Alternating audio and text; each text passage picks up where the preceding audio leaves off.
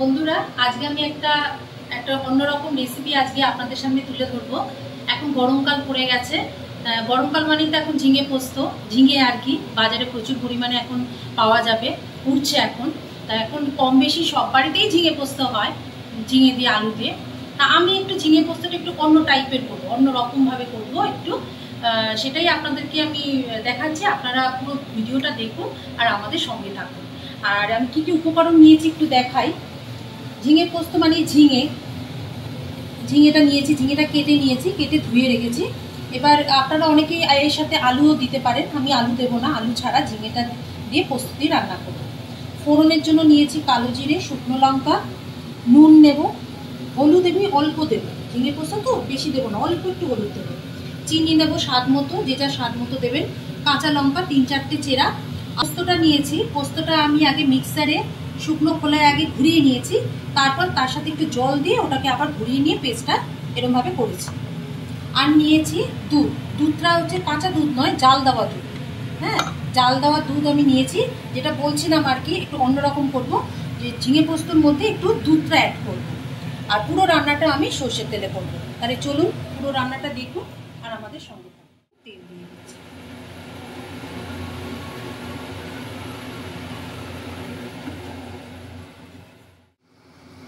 তেল দিয়ে দিয়েছি, তেল গরম হয়ে গেছে। এবার দুটো শুকনো লঙ্কা আমি একটু মাঝখান দিয়ে ভেঙে দিয়ে দিচ্ছি।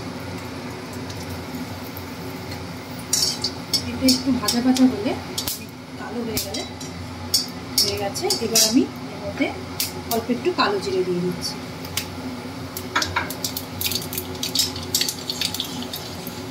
হয়ে গেছে। এবার আমি এর মধ্যে ঝিঙেগুলো দিয়ে দিচ্ছি।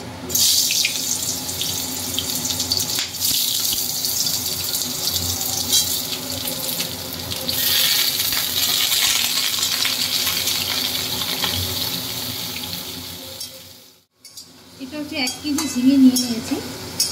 যে পরিমাণে আর কি ঝিঙেটা আমি রান্না করছি সেটা হচ্ছে 1 কেজি। হ্যাঁ, কিন্তু এর মধ্যে আর জল আমি অ্যাড করবো না। জল দিলে, কারণ কি ঝিঙের তো একটা নিজস্ব একটা জল থাকে, এই ভাজতে ভাজতে দেখবেন এর থেকে অনেকটা জল বেরোবে। তা সেই জন্য আমি আর জল অ্যাড করবো না এর সাথে, জল ছাড়াই এটা রান্নাটা করবো। অ্যাড করে দিচ্ছি। প্রথমে আমি একটু অল্পই দেবো, পরে স্বাদ মতো দেবো আবার। নুন দিলেই এর থেকে জল বের হবে।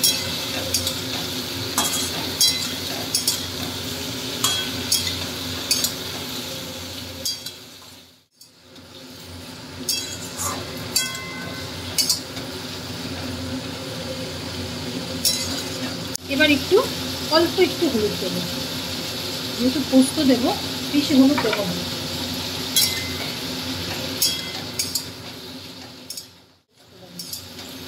পোস্ত আর কাঁচা লঙ্কাটা দিয়ে দেবো।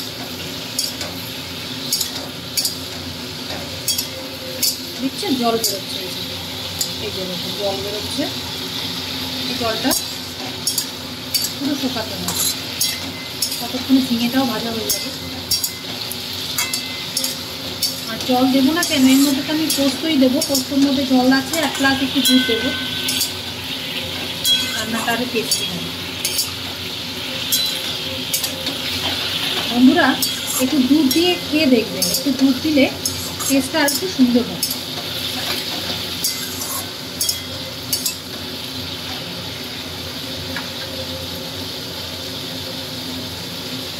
এবার আমি পোস্তটা দিয়ে দিচ্ছি।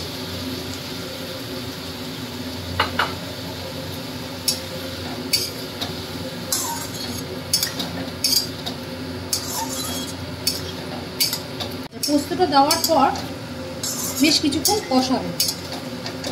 বেশ কিছুক্ষণ কষানোর পর তারপর এর মধ্যে একটু স্বাদ মতো চিনি দেবে।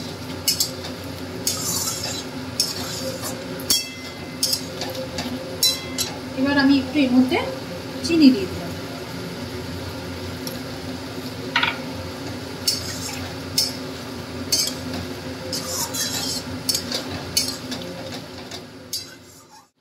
এরপর আমি এর মধ্যে চেরা কাঁচা লঙ্কাগুলো দিয়ে দিচ্ছি।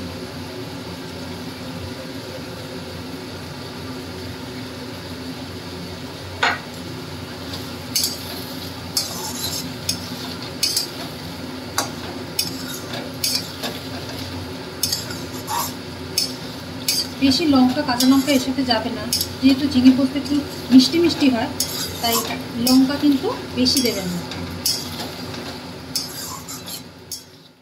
পোস্তটা ঝিঙেতে দেওয়ার পর অনেকক্ষণ কষিয়েছি। কষানোর পরে যে দেখুন তেল ছেড়েও দিয়েছে, আর হচ্ছে ঝিঙেটাও সিদ্ধ হয়ে গেছে। ঝিঙেটা সিদ্ধ হয়ে গেছে।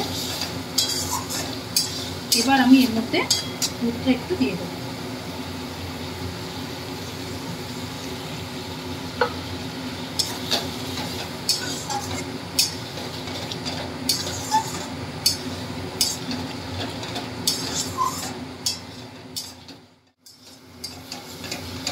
এবার হয়ে গেছে, কষানো হয়ে গেছে, ঝিঙে পোস্ত আমার রেডি। এবার আমি ঢেলে দেবো।